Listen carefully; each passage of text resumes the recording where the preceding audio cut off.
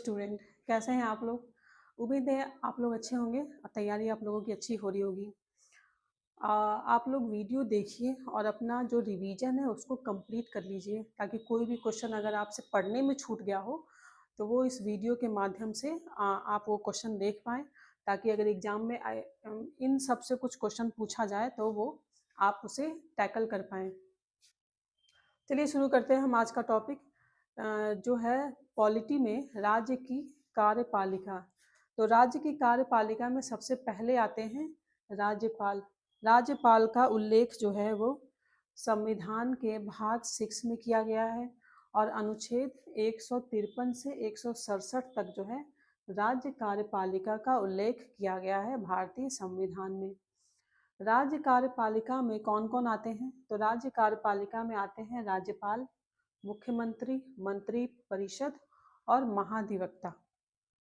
अनुच्छेद 153 कहता है कि प्रत्येक राज्य के लिए एक राज्यपाल नियुक्त किया जाएगा, लेकिन सातवां संविधान संशोधन जो हुआ था 1956 में, उसके तहत ये प्रावधान लाया गया कि दो या दो से अधिक राज्यों के लिए एक ही व्यक्ति राज्यपाल का एक ही व्यक्ति को राज्यपाल नियुक्त किया जा सकता है। राज्यपाल जो है वो राज्य का प्रथम व्यक्ति होता है, प्रथम नागरिक होता है। राज्यपाल संवैधानिक प्रमुख होता है, कार्यकारी अध्यक्ष होता है और नाम मात्र का प्रमुख होता है।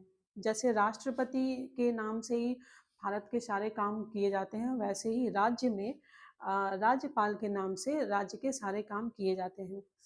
नियुक्ति की बात करें तो इनकी नियुक्ति राष्ट्रपति करते हैं। राज्यपाल का निर्वाचन नहीं होता, इनका मनोनयन किया जाता है। किनके द्वारा? राष्ट्रपति के द्वारा किया जाता है। राष्ट्रपति जो है वो हस्ताक्षर और मुद्रा सहित अधिपत्र द्वारा राज्यपाल की नियुक्ति करते हैं अनुच्छेद 155 के तहत। अच्छा, ये जो अनुच्छेद है ये 155, ये चूंकि राज्यपाल से जुड़ा है तो ये अपने आप में ही इम्पोर्टेंट हो जाता है कि ये पूछा गया है बहुत बार। इन सब चीज़ों से राज्यपाल के जितने भी अनुच्छेद हैं उनसे क्वेश्चन पूछा जाता है, तो हम ध्यान रखेंगे इसका। नियुक्ति देखें राज्यपाल की तो अनुच्छेद 155 के तहत राष्ट्रपति के द्वारा होती है। राज्यपाल का जो मनोनयन प्रावधान है वो कनाडा के संविधान से लिया गया है, इसका भी ध्यान रखेंगे, इम्पोर्टेंट पॉइंट है। पदावधि की बात करेंगे राज्यपाल की तो अनुच्छेद 156 में दिया गया है कि राज्यपाल जो है जिस जिस तारीख से पद धारण करेंगे उसके 5 साल तक जो है वो अपने पद पर बने रहेंगे। लेकिन राज्यपाल जो है वो राष्ट्रपति के प्रसाद पर्यंत अपने पद पर बने रह सकते हैं, यानी राष्ट्रपति जब भी चाहे वो राज्यपाल को उनके पद से हटा सकते हैं। त्याग पत्र जो है राज्यपाल राष्ट्रपति को ही देंगे। राज्यपाल अगर अपना पद छोड़ना चाहे तो त्याग पत्र वो राष्ट्रपति को देंगे। संविधान में राज्यपाल को पद से हटाने हेतु कोई भी प्रावधान नहीं दिया गया है।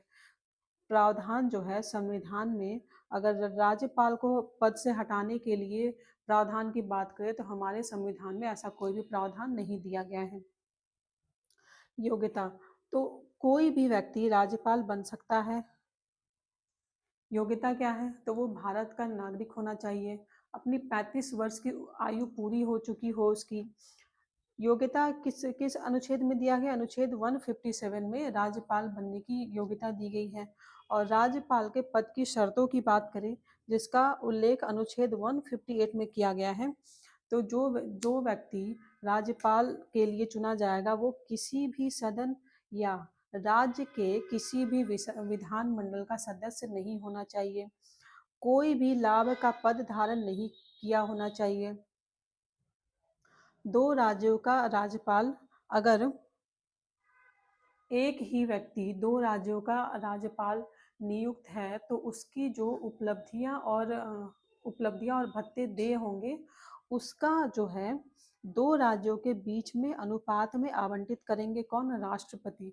राष्ट्रपति जो है, अगर एक ही व्यक्ति दो राज्यों के लिए राज्यपाल नियुक्त है तो उसे जो उपलब्धियां और भत्ते दिए जाएंगे वो दोनों राज्यों के बीच में जो है अनुपात में आवंटित होंगे राष्ट्रपति के द्वारा। और राज्यपाल की वेतन की बात करें तो 3,50,000 पर मंथ उन्हें वेतन दिया जाता है। राज्यपाल को शपथ कौन दिलवाता है? तो हाई कोर्ट के मुख्य जज या फिर इनकी अनुपस्थिति में जो वरिष्ठतम जज होते हैं उन्हें उनके द्वारा राज्यपाल को शपथ दिलवाई जाती है अनुच्छेद 159 के तहत। राज्यपाल की उन्मुक्तियां और विशेषाधिकार की बात करें तो राज्यपाल जो है उन्हें अपने पद की शक्तियों व कर्तव्यों के पालन के लिए किसी भी न्यायालय के प्रति उत्तरदायी नहीं है। राज्यपाल चाहे तो वो अपनी शक्तियों व कर्तव्यों के पालन के लिए किसी भी न्यायालय के प्रति उत्तरदायी नहीं है। पदावधि के समय राज्यपाल पे आपराधिक कार्यवाही नहीं की जा सकती है। किसी भी कोर्ट के द्वारा कोई भी कोर्ट जो है अगर राज्यपाल अपने अपने जो पद पर हैं तो उस समय उनके खिलाफ उनके विरुद्ध कोई भी आपराधिक कार्यवाही नहीं की जा सकती है। पदावधि के समय राज्यपाल अगर पद पर हैं अपने तो उन्हें गिरफ्तार करने का आदेश जो है किसी भी कोर्ट द्वारा नहीं दिया जा सकता है। सिविल कार्यवाही में अगर राज्यपाल बनने से पहले या फिर बाद में उनके ऊपर सिविल कार्यवाही करने से पहले राज्यपाल को 2 मास का 2 महीने पूर्व सूचना देनी पड़ेगी कि उनके ऊपर ये सिविल कार्यवाही करने का प्रावधान किया जा रहा है। अब राज्यपाल की शक्तियां और कार्य के बारे में पढ़ते हैं। तो राज्यपाल जो है कार्यपालिका संबंधी कार्य देखें तो वो समस्त कार्यपालिका राज्य की समस्त कार्यपालिका जो है कार्यपालिका शक्ति वो राज्यपाल में निहित है जिसका प्रयोग राज्यपाल स्वयं या फिर अपने अधीनस्थ अधिकारियों द्वारा करवाते हैं। अनुच्छेद 154 के तहत जो है राज्य की समस्त कार्यपालिका शक्ति राज्यपाल में निहित है जिसका प्रयोग राज्यपाल स्वयं या फिर अपने अधीनस्थ अधिकारियों द्वारा करवाते हैं। मंत्री परिषद जो है राज्यपाल के कृत्यों का प्रयोग करने के लिए एक मंत्री परिषद होगी जो उन्हें सलाह और सहायता देगी और उस मंत्री परिषद का मुखिया कौन होगा? तो मुख्यमंत्री होंगे। उस मंत्री परिषद का मुखिया मुख्यमंत्री होंगे अनुच्छेद 163 के तहत। राज्य की सभी कार्यपालिका कार्यवाही राज्यपाल के नाम से होगी। वैसे ही जैसे राष्ट्रपति के नाम से भारत के सारे काम किए जाते हैं वैसे ही राज्य की सभी कार्यपालिका कार्यवाही राज्यपाल के नाम से होगी। राज्यपाल जो है वो मुख्यमंत्री की नियुक्ति करते हैं और उसके बाद अन्य मंत्रियों की नियुक्ति वो मुख्यमंत्री की सलाह पे करते हैं। शपथ कौन दिलवाता है मुख्यमंत्री और अन्य मंत्रियों को? तो राज्यपाल जो है वो अनुच्छेद 164(3) के तहत मुख्यमंत्री और अन्य मंत्रियों को शपथ दिलवाते हैं। मुख्यमंत्री जो है वो राज्यपाल को राज्य के प्रशासन व मंत्री परिषद के निर्णयों की जानकारी देते हैं। मुख्यमंत्री किसे? राज्यपाल को राज्य के प्रशासन व मंत्री परिषद के निर्णयों की जानकारी देते हैं। राज्यपाल जो है वो राज्य के लिए एक महाधिवक्ता की नियुक्ति करते हैं। ऐसे व्यक्ति की नियुक्ति करते हैं जो हाई कोर्ट का जज बनने की योग्यता रखता हो वैसे व्यक्ति को वो महाधिवक्ता के पद के लिए नियुक्त करते हैं राज्यपाल। और महाधिवक्ता जो है वो राज्यपाल के पश्चात पर्यंत अपना पद धारण करेगा यानी राज्यपाल जब चाहे तब वो महाधिवक्ता को उनके पद से हटा सकते हैं। अनुच्छेद 165(3) के तहत हम राज्यपाल की कार्यपालिका संबंधी कार्य के बारे में बात कर रहे थे। अनुच्छेद 316 कहता है कि राज्यपाल जो है वो राज्य लोक सेवा आयोग के अध्यक्ष और उनके जितने भी सदस्य होते हैं उनकी नियुक्ति करते हैं। 316 में क्या है? अनुच्छेद 316 में कि राज्यपाल जो है वो राज्य लोक सेवा आयोग के अध्यक्ष और सदस्यों की नियुक्ति करते हैं। जब राज्य में राष्ट्रपति शासन लागू होता है तो राज्यपाल केंद्र के अभिकर्ता के रूप में राज्य का शासन चलाता है। राज्य के विश्वविद्यालय का कुलपति होते हैं। राज्यपाल जो है वो राज्य के विश्वविद्यालय के कुलपति होते हैं और उप कुलपति की नियुक्ति भी राज्यपाल ही करते हैं। विधान परिषद की 1/6 सदस्यों की नियुक्ति जो है वो राज्यपाल के द्वारा की जाती है, जो विशेष जैसे कि साहित्य, कला इनसे संबंधित व्यक्ति हैं, उनकी नियुक्ति करते हैं राज्यपाल। मंत्री परिषद में मंत्रियों की कुल संख्या विधानसभा के सदस्यों का 15% से अधिक नहीं होना चाहिए। मुख्यमंत्री सहित मंत्री परिषद में मंत्रियों की कुल संख्या जो है विधानसभा के सदस्यों की कुल संख्या का 15% से अधिक नहीं होना चाहिए। किसी राज्य में कुल मंत्रियों की संख्या जो है 12 से कम नहीं होना चाहिए। ये 19वां संविधान संशोधन अधिनियम के तहत जो 2003 में हुआ था, किसी राज्य में जो है कुल मंत्रियों की संख्या 12 से कम नहीं होना चाहिए। अब राज्यपाल की विधायी अधिकार की बात करते हैं। राज्यपाल विधानमंडल का अभिन्न अंग है, ये अनुच्छेद 168 में दिया गया है। अनुच्छेद 168 में दिया गया है कि राज्यपाल जो है वो विधानमंडल का एक अभिन्न अंग होता है। राज्य विधानमंडल का सत्र बुलाने, सत्रावसान करने और राज्य विधानमंडल को भंग करने का अधिकार राज्यपाल के पास है। किसके तहत? अनुच्छेद 174 कहता है कि राज्यपाल जो है उनके वो राज्य विधानमंडल के सत्र को बुलाने, स्थगित करने और उसे भंग करने का अधिकार रखते हैं। अनुच्छेद 175 कहता है कि राज्यपाल राज्य के दोनों सदनों में अभिभाषण दे सकते हैं। राज्यपाल जो है वो राज्य के दोनों सदनों, राज्य विधानमंडल या फिर राज्य परिषद या फिर दोनों में एक साथ चाहें तो वो अभिभाषण दे सकते हैं।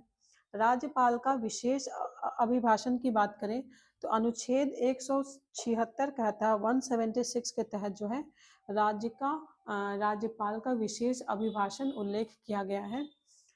जब भी नई गठित विधानसभा का प्रथम सत्र और प्रत्येक वर्ष पहला जो सत्र होता है विधानसभा का, उसमें राज्यपाल का अभिभाषण होता है। राज्यपाल जो है अभिभाषण करेंगे किसमें? जो नई गठित विधानसभा का जो पहला सत्र होगा उसमें पहला अभिभाषण राज्यपाल का होगा, और हर साल जो पहला सत्र होता है विधानसभा का उसमें भी उसका आरंभ भी राज्यपाल के द्वारा किया जाएगा, अभिभाषण के द्वारा। विधानसभा के किसी सदस्य की अयोग्यता संबंधी प्रश्न है। अगर विधानसभा का कोई सदस्य है जिसकी अयोग्य होने की स्थिति है, अयोग्य होने का विवाद है, तो उसका निर्णय जो है वो राज्यपाल चुनाव आयोग के परामर्श से करेंगे। विधानसभा के किसी सदस्य की अयोग्य संबंधी जो विवाद होते हैं उसका निर्णय राज्यपाल चुनाव आयोग के परामर्श से करेंगे, अनुच्छेद 192 के तहत। पारित विधेयक जो है वो राज्यपाल के हस्ताक्षर के बाद ही राज्य विधानमंडल के द्वारा अगर कोई विधेयक पारित किया जाता है तो वो जब तक राज्यपाल उस पर अपने हस्ताक्षर नहीं करेंगे वो विधेयक अधिनियम नहीं बनेगा। अगर विधानमंडल में सत्र नहीं चल रहा हो और राज्यपाल को ऐसा प्रतीत हो तो वो अध्यादेश जारी कर सकते हैं, और इस अध्यादेश की अवधि जो है वो, इस अध्यादेश को 6 सप्ताह के भीतर विधानमंडल द्वारा स्वीकृत होना आवश्यक है। और अगर विधानमंडल ने इस अध्यादेश को 6 सप्ताह के भीतर अपनी स्वीकृति नहीं दी तो ये अध्यादेश समाप्त हो जाएगा। राज्यपाल के अध्यादेश जारी करने की शक्ति अनुच्छेद 213 में दिया गया है। ये अनुच्छेद इम्पॉर्टेंट है तो इसको याद रखेंगे कि राज्यपाल जो है उनके अध्यादेश जारी करने की शक्ति किसमें है? अनुच्छेद 213 में।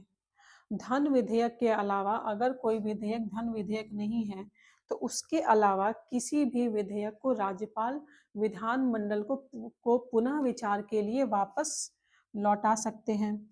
लेकिन ऐसा कोई विधेयक है जिसे राज्यपाल ने राष्ट्रपति के लिए आरक्षित विधेयक रखा है, अगर उस विधेयक को राज्यपाल विधानमंडल को पुनः विचार के लिए लौटा दे तो 6 मास के अंदर, 6 महीने के अंदर विधानमंडल उस पर पुनः विचार करेगा, और अगर विधानमंडल उसे पुनः पारित कर देता है तो भी राष्ट्रपति के अनुमति उस पर देना अनिवार्य नहीं है।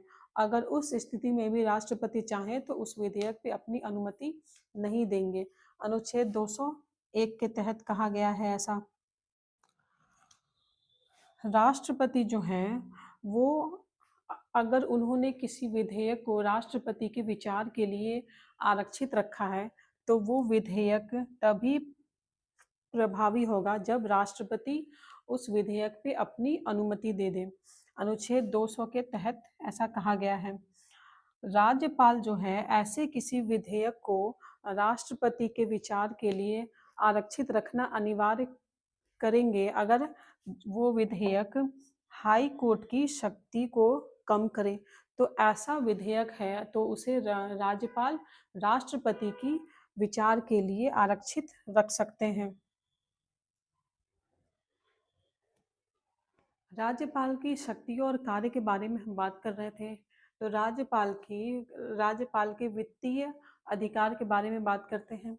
तो राज्यपाल जो है वो वित्त मंत्री को विधानमंडल के सम्मुख वार्षिक वित्तीय विवरण प्रस्तुत करने को कहता है, यानी कि जो राज्य का बजट है वो प्रस्तुत करने को कहता है। अनुच्छेद 202 में राज्य के बजट का उल्लेख किया गया है, जिसे वार्षिक वित्तीय विवरण के रूप में लिखा गया है।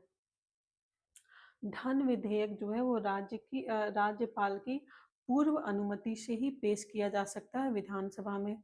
धन विधेयक पेश करने से पहले विधानसभा को राज्यपाल की पूर्व अनुमति लेनी होगी। अनुदान मांग राज्यपाल की अनुमति के बिना विधानमंडल के सम्मुख नहीं रखा जा सकता है। अनुदान मांग जो है वो राज्यपाल की अनुमति के बिना विधानमंडल के सम्मुख नहीं रखा जाएगा। अनुच्छेद 203 के 3 के तहत संचित निधि से संबंधित विधेयक राज्यपाल की अनुमति के बिना पारित नहीं किया जा सकता है। संचित निधि से संबंधित अगर कोई विधेयक है तो वो राज्यपाल की अनुमति के बिना पारित नहीं किया जा सकता है। राज्य वित्त आयोग राज्यपाल को राज्य के पंचायतों द्वारा विनियोजित करों व शुल्कों के निर्धारण के सिद्धांतों के विषय में संस्तुति करता है। राज्य वित्त आयोग का काम क्या है? तो ये राज्यपाल को राज्य के पंचायतों द्वारा विनियोजित करों व शुल्कों के निर्धारण के सिद्धांतों के विषय में उनको संस्तुति करता है।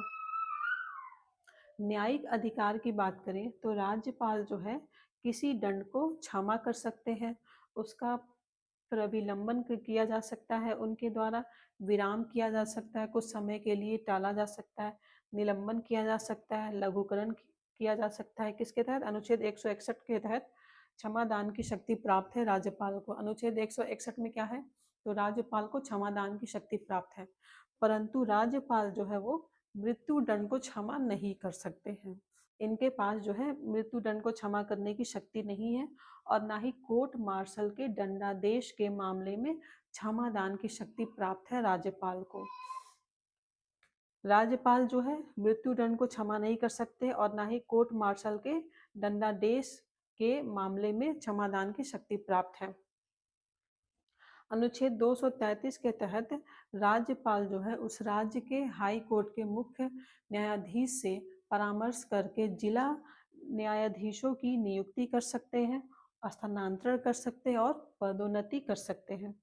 आपात शक्ति की बात करें राज्यपाल की, तो राज्यपाल को अगर ऐसा लगता है कि राज्य का जो शासन है वो संविधान के उपबंधों के अनुसार नहीं चलाया जा सकता, तो राज्यपाल जो है वो राष्ट्रपति को प्रतिवेदन भेजकर राष्ट्रपति शासन लागू करने का आग्रह कर सकते हैं। किसके तहत? अनुच्छेद 356 के तहत जो है राज्य में राष्ट्रपति शासन लागू किया जा सकता है। तो राज्यपाल जो है अगर उन्हें ऐसा लगता है कि राज्य का जो शासन है वो संविधान के उपबंधों के अनुसार नहीं चल रहा है, तो वो राष्ट्रपति को प्रतिवेदन भेजकर राष्ट्रपति शासन लागू करने के लिए आग्रह कर सकते हैं। अनुच्छेद 356 के तहत मंत्री परिषद जो है वो विधानमंडल के प्रति उत्तरदायी होती है। मंत्री परिषद विधानमंडल के प्रति उत्तरदायी होती है और राज्यपाल जो है हर साल गणतंत्र दिवस पे उस राज्य की राजधानी में फ्लैग होस्टिंग का कार्य करते हैं। राज्यपाल गणतंत्र दिवस पर उस राज्य की राजधानी में झंडा फहराने का काम करते हैं राज्यपाल। राज्य विधानमंडल का जो उल्लेख है वो भारतीय संविधान के भाग 6 में दिया गया है और इसका जो अनुच्छेद है वो 168 से 212 तक जो है कि किया गया है। विधानमंडलों का जो गठन होता है 168 से अनुच्छेद 168 से 212 तक में विधान मंडलों का गठन, उनकी शक्तियां और उनके कार्यकाल के बारे में वर्णन किया गया है। अनुच्छेद 168 कहता है कि विधान मंडलों का गठन जो प्रत्येक राज्य के लिए एक विधान होगा और जिसमें कि राज्यपाल और बिहार, महाराष्ट्र, कर्नाटक, आंध्र प्रदेश, तेलंगाना, यूपी और तमिलनाडु में 2 सदन हैं। इन 6 राज्यों में 2 सदन होंगे। इनके अलावा अगर जितने भी राज्य हैं उनमें सिर्फ 1 सदन है। तो जो जिन राज्यों में 2 सदन है वहाँ पहला सदन जो उच्च सदन है वो विधान परिषद है, जो निम्न सदन है वो विधान सभा है। एक सदन की स्थिति में जिन राज्यों में एक सदन है वहाँ विधान सभा स्थापित है। अगर कोई मंत्री 6 माह की अवधि तक विधानमंडल का सदस्य नहीं बन पाता है तो उसे अपने मंत्री पद से त्यागपत्र देना होगा। अब बात कर लेते हैं विधान परिषद की। विधान परिषद की राज्य के विधान परिषद की स्थापना व समाप्ति जो है अनुच्छेद 169 में दिया गया है। अच्छा, अनुच्छेद 169 से क्वेश्चन पूछा गया है कि ये किस लिए इसमें किसका उल्लेख किया गया है। तो राज्य के विधान परिषद की स्थापना और समाप्ति का उल्लेख किया गया है अनुच्छेद 169 में। विधान परिषद जो है वो राज्य का उच्च सदन होता है। अगर जिन राज्यों में विधान परिषद नहीं है उन राज्यों की विधान सभा अगर चाहे पूर्ण बहुमत से या फिर 2/3 बहुमत से प्रस्ताव पारित करे तो संसद जो है उस राज्य में विधान परिषद स्थापित कर सकती है। विधान परिषद के कुल सदस्यों की संख्या जो है विधान परिषद के कुल सदस्यों की संख्या विधानसभा के कुल सदस्यों की संख्या की 1/3 से अधिक नहीं होना चाहिए। विधान परिषद की संख्या जो है 40 से कम नहीं होनी चाहिए। अच्छा, किसी भी स्थिति में विधान परिषद की संख्या 40 सदस्यों से कम नहीं होनी चाहिए। किसमें कहा गया? अनुच्छेद 171 में कहा गया है कि अधिकतम और न्यूनतम जो है विधान परिषद के सदस्यों की संख्या का उल्लेख किया गया है। विधान परिषद का सदस्य बनने के लिए न्यूनतम आयु कितनी होनी चाहिए? 30 वर्ष होनी चाहिए। विधान परिषद का कार्यकाल 6 वर्ष का होता है, लेकिन हर दूसरे वर्ष जो है प्रति दूसरे वर्ष 1/3 सदस्य जो है वो अवकाश ग्रहण करते हैं। अब निर्वाचन की बात करें कि विधान परिषद के सदस्यों का निर्वाचन जो है वो एकल कर्मणीय मत पद्धति द्वारा किया जाता है। जिस पद्धति के द्वारा जो है राष्ट्रपति का निर्वाचन किया जाता है उसी पद्धति के द्वारा जो है ये विधान परिषद के सदस्यों का निर्वाचन होता है। अब देखते हैं कि इसके जो सदस्य हैं वो किनके द्वारा निर्वाचित किए जाते हैं। तो विधान परिषद के सदस्यों का 1/3 भाग यानी कि 1/3 सदस्य जो है वो राज्य के स्थानीय स्वशासी संस्थाओं के द्वारा निर्वाचित किए जाते हैं। 1/3 सदस्य राज्य के विधानसभा के सदस्यों द्वारा निर्वाचित किए जाते हैं। 1/12 सदस्य जो है वो कुल संख्या का 1/12 सदस्य जो है वो 3 वर्ष पूर्व स्नातक उपाधि प्राप्त करता जितने भी लोग हैं स्नातक पास उनके द्वारा निर्वाचित किए जाते हैं। 1/2 सदस्य जो है वो अध्यापकों द्वारा निर्वाचित किए जाते हैं। अध्यापक जो माध्यमिक और उच्च विद्यालयों के अध्यापक हैं उनके द्वारा जो है 1/2 नहीं, यहाँ पे 1/12 होगा। 1/12 सदस्य जो है अध्यापकों द्वारा निर्वाचित किए जाते हैं जो माध्यमिक और उच्च विद्यालयों के अध्यापक हैं। 1/6 सदस्य जो वो राज्यपाल के मनोनयन द्वारा चुने जाते हैं। और विधान परिषद की बैठक की बात करें तो विधान परिषद की बैठक के लिए या तो कम से कम 10 सदस्यों की उपस्थिति अनिवार्य है, या फिर 1/10 सदस्य, कुल संख्या का 1/10 भाग की गणपूंजी कहते हैं इसे। अगर इतने सदस्य उपस्थित नहीं हैं तो विधान परिषद के जो अध्यक्ष हैं वो बैठक को स्थगित कर देंगे। विधान परिषद के जितने भी सदस्य हैं उन्हीं में से एक सदस्य को सभापति चुना जाता है और एक सदस्य को उपसभापति चुन लिया जाता है। त्यागपत्र की बात करें तो सभापति जो है वो विधान परिषद के सभापति उप सभापति को संबोधित करके त्यागपत्र देते हैं, और उप सभापति जो है वो सभापति को संबोधित करके त्यागपत्र दे सकते हैं, या फिर इन्हें अगर बहुमत से पारित प्रस्ताव द्वारा भी हटाया जा सकता है। विधान परिषद के सभापति और उप सभापति को बहुमत द्वारा विधान परिषद के सदस्यों के बहुमत द्वारा जो है पारित प्रस्ताव करके हटाया जा सकता है।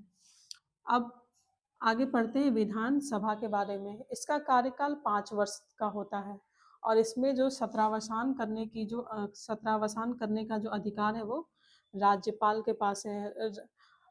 कार्यकाल इसका 5 वर्ष होता है, लेकिन किसी विशेष स्थिति में राज्यपाल चाहे तो विधानसभा को कभी भी भंग कर सकते हैं। सत्रावसान करने का अधिकार राज्यपाल का होता है, और विधानसभा का सदस्य बनने के लिए न्यूनतम आयु 25 वर्ष होनी चाहिए। विधानसभा में कम से कम 60 सदस्य होने चाहिए। किसी भी राज्य के लिए अगर विधानसभा है तो वहाँ कम से कम 60 सदस्य होने चाहिए, या फिर अधिकतम 500 सदस्य हो सकते हैं।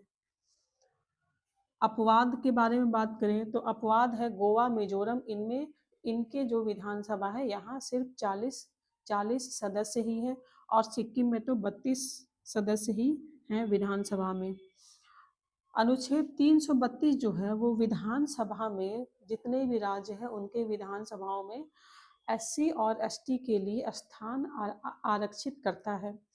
अनुच्छेद 332 क्या कहता है कि वो एससी और एसटी के लिए स्थान आरक्षित करता है राज्य के विधानसभाओं में।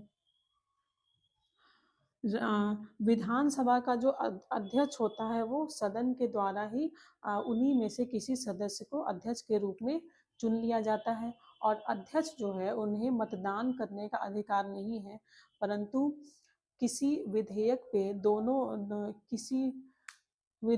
पे दोनों सदन अगर बराबरी पर हैं तो उस स्थिति में अध्यक्ष जो है वो निर्णायक मत देने का अधिकार होता है। धन विधेयक का निर्णय अध्यक्ष के द्वारा ही किया जाएगा।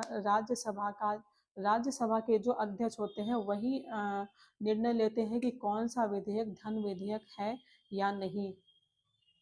सदन की बैठक के लिए अनिवार्य है कि जितने भी सदस्य उन सदस्यों का 1/10 भाग उपस्थित हो, तभी बैठक आरंभ की जा सकती है।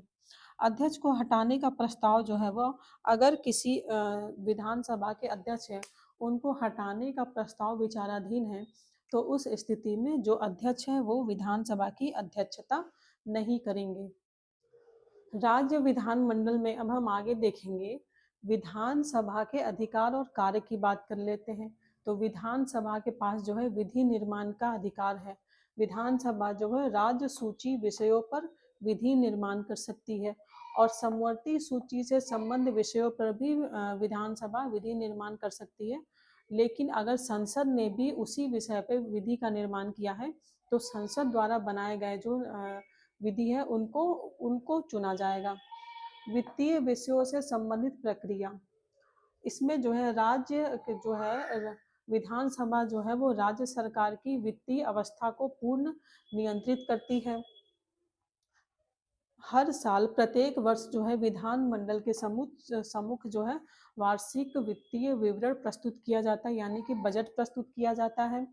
धन विधेयक जो है वो विधान परिषद में पारित नहीं किया जा सकता। पहले धन विधेयक जो है विधान सभा द्वारा पारित किया जा सकता है, और 14 दिन के लिए विधानसभा जो है धन विधेयक पारित करके विधान परिषद के पास भेजती है, और 14 दिन बाद जो है विधान परिषद को उसे लौटाना होता है।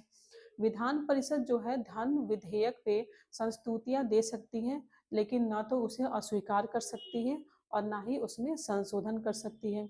14 दिन के बाद जो है दोनों सदनों द्वारा धन विधेयक पारित समझा जाता है और राज्यपाल को उस पे अपनी स्वीकृति देने के लिए बाध्य है।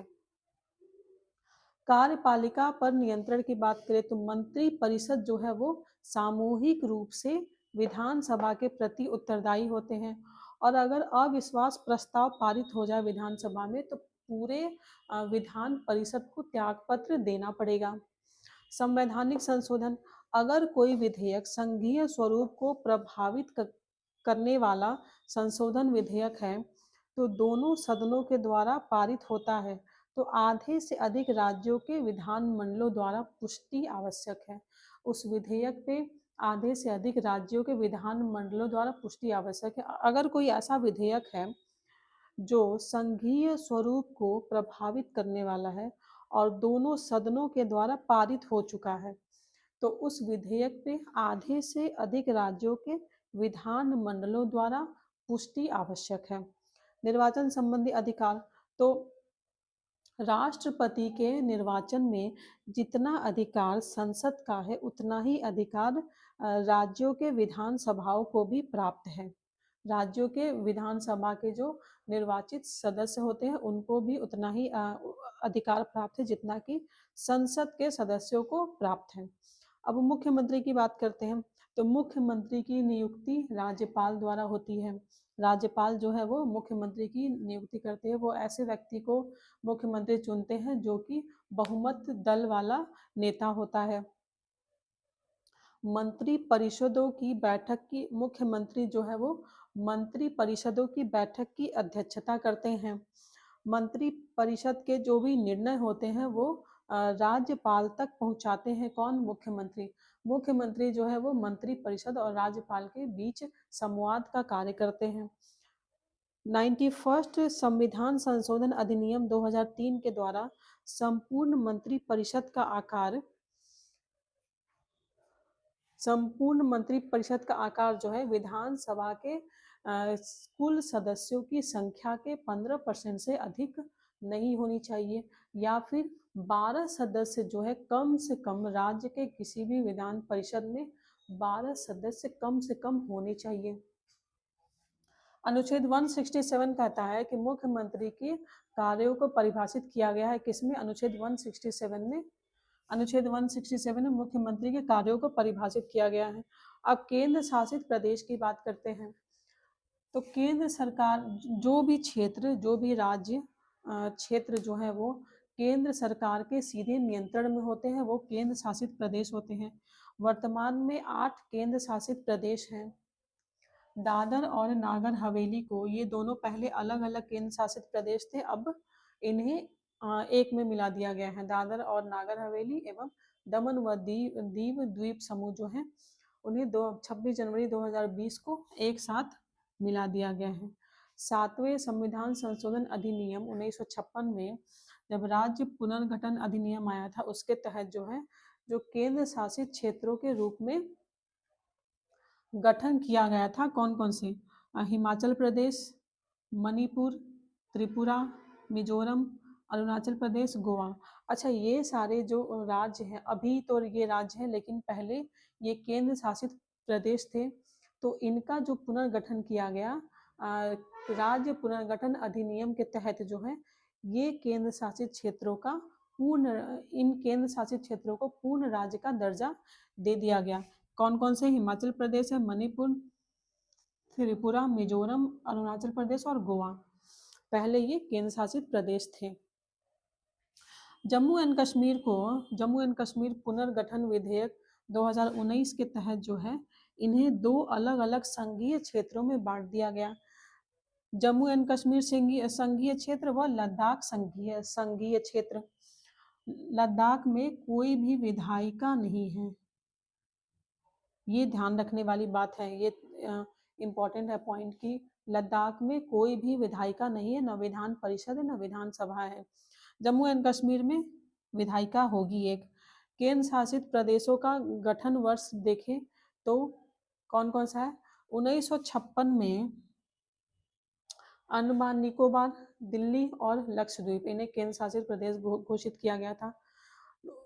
1956 में कौन कौन? अंडमान निकोबार, दिल्ली और लक्षद्वीप। 1966 में पुदुचेरी और चंडीगढ़। 2019 में जम्मू एंड कश्मीर और लद्दाख को। 1961 में दादर और नागर हवेली और 1962 में दमन व दीव को संघ शासित प्रदेश के रूप में घोषित किया गया था। राज्य विधानमंडल में हमारा अगला पॉइंट है केंद्र शासित प्रदेशों का प्रशासन। इसका जो उपबंध है वो भारतीय संविधान के भाग 8 में दिया गया है और इसका अनुच्छेद जो है अनुच्छेद 239 से 241 तक में जो है केंद्र शासित प्रदेशों के संबंध में उपबंध दिए गए हैं। इसका जो प्रशासन होता है, केंद्र शासित जो क्षेत्र होते हैं उनका प्रशासन राष्ट्रपति के द्वारा संचालित किया जाता है या फिर राष्ट्रपति जो है अपने एजेंट वहाँ पे नियुक्त करते हैं, जिसे या तो उपराज्यपाल, मुख्य आयुक्त या प्रशासक कहा जाता है। यही होते हैं जो राष्ट्रपति के बिहाफ पे वहाँ का संचालन देखते हैं। राज्यपाल को राष्ट्रपति अगर चाहे तो राज्यपाल को भी किसी केंद्र शासित जो भी केंद्र शासित प्रदेश उस राज्य से सटे हुए हैं उस केंद्र शासित प्रदेश का प्रशासक नियुक्त कर सकता है और इस तरह से जो वहाँ का राज्यपाल है वो उस केंद्र शासित प्रदेश का जो संचालन है बिना किसी मंत्रिमंडल के स्वतंत्र रूप से कर सकता है। 1963 में पुदुचेरी और 1993 में दिल्ली में विधानसभा गठित की गई थी और मंत्रिमंडल जो है वो मुख्यमंत्री के अधीन कर दिया गया था। अब ये इम्पोर्टेंट है कि दिल्ली में जो है विधानसभा का गठन कब किया गया था, तो 1993 में दिल्ली में और 1963 में पुदुचेरी में जो है विधानसभा का गठन किया गया था और वहाँ का जो मंत्रिमंडल है उसे मुख्यमंत्री के अधीन कर दिया गया था। जम्मू एंड कश्मीर में भी विधानसभा का प्रावधान किया गया है लेकिन अभी तक वहाँ पे चुनाव नहीं हुए हैं। पंजाब का जो राज्यपाल होगा वो चंडीगढ़ का भी प्रशासक होता है। संसद में केंद्र शासित जो भी क्षेत्र हैं, संसद जो है केंद्र शासित क्षेत्रों के तीनों सूचियों के विषय में विधि बना सकती है, लेकिन संसद की जो ये शक्ति है ये सिर्फ पुदुचेरी, दिल्ली और जम्मू एंड कश्मीर तक ही सीमित है क्योंकि इन्हीं तीनों राज्यों में विधान सभाएं हैं, मंत्रिमंडल हैं। लेकिन पुदुचेरी और दिल्ली जो है ये राज्य सूची व समवर्ती सूची के विषयों पे कानून बनाने का अधिकार दिया गया है। किनको? तो पुदुचेरी और दिल्ली के पास जो है राज्य सूची और समवर्ती सूची पे कानून बनाने का विषय का अधिकार जो है दिया गया है। दिल्ली विधानसभा जो है वो राज्य सूची में लोक व्यवस्था, पुलिस, भूमि पर जो है विधि नहीं बना सकती है। दिल्ली विधानसभा के पास इन विषयों पे विधि बनाने का अधिकार नहीं दिया गया है। दिल्ली के लिए विशेष उपबंध किए गए हैं। 1991 में 69th संशोधन अधिनियम के तहत जो है दिल्ली को राष्ट्रीय राजधानी क्षेत्र घोषित किया गया था और यहाँ के जो संचालक हैं, यहाँ पे लेफ्टिनेंट गवर्नर की नियुक्ति की गई थी दिल्ली क्षेत्र के प्रशासक के रूप में। तो राज्य विधान मंडल में इतना ही स्टूडेंट। आप लोग वीडियो देखिए, लाइक करिए, शेयर करिए, सब्सक्राइब करिए और अपने रिवीजन को बेहतर बनाइए। Thank you.